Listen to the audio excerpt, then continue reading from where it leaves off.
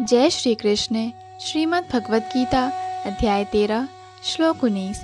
इति क्षेत्रं तथा ज्ञानं ज्ञेयं चोक्तं समासतः मद्भक्ता एतद्विज्ञाय मद्भावायोपपद्यते।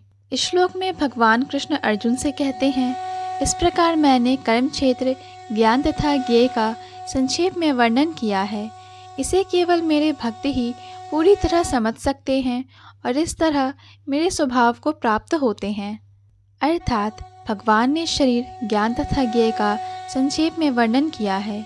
यह ज्ञान 3 वस्तुओं का है, ज्ञाता, ज्ञेय तथा जानने की विधि।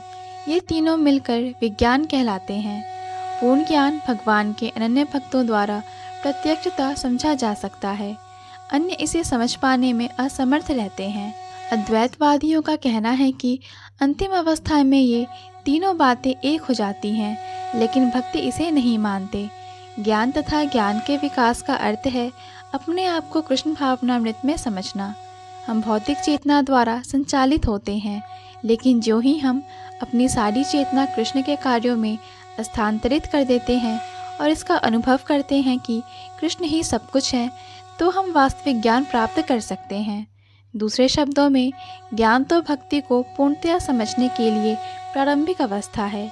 15वें अध्याय में इसकी विशद व्याख्या की गई है। अब हम सारांश रूप में कह सकते हैं कि श्लोक 6 तथा 7 के महाभूतानी से लेकर चेतना धृति तक भौतिक तत्वों तथा जीवन के लक्षणों की कुछ अभिव्यक्तियों का विश्लेषण हुआ है। ये सब मिलकर शरीर अथवा कार्यक्षेत्र का निर्माण करते हैं तथा श्लोक 8 से लेकर 12 तक अमान्यत्वम से लेकर तत्व ज्ञानार्था दर्शनम तक कार्यक्षेत्र के दोनों प्रकार के ज्ञाताओं अर्थात आत्मा तथा परमात्मा के ज्ञान की विधि का वर्णन हुआ है। श्लोक 13 से 18 में अनादि मत परम से लेकर हृदय सर्वस्य विष्ठितम तक का जीवात्मा तथा परमात्मा का वर्णन हुआ है। इस प्रकार 3 बातों का वर्णन हुआ है, कार्यक्षेत्र, जानने की विधि तथा आत्मा एवं परमात्मा। यहाँ इसका विशेष उल्लेख है कि भगवान के अनन्य भक्त ही इन तीनों बातों को ठीक से समझ सकते हैं।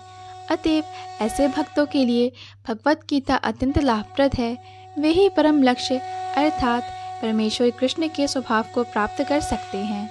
दूसरे शब्दों में, केवल भक्त ही भगवत गीता को समझ सकते हैं और वांछित फल प्राप्त कर सकते हैं, अन्य लोग नहीं। जय श्री कृष्ण। पूर्ण भगवत गीता के श्लोकों को सुनने और समझने के लिए कृपया हमारे चैनल को सब्सक्राइब करें। वीडियो पसंद आया हो तो लाइक और शेयर करें।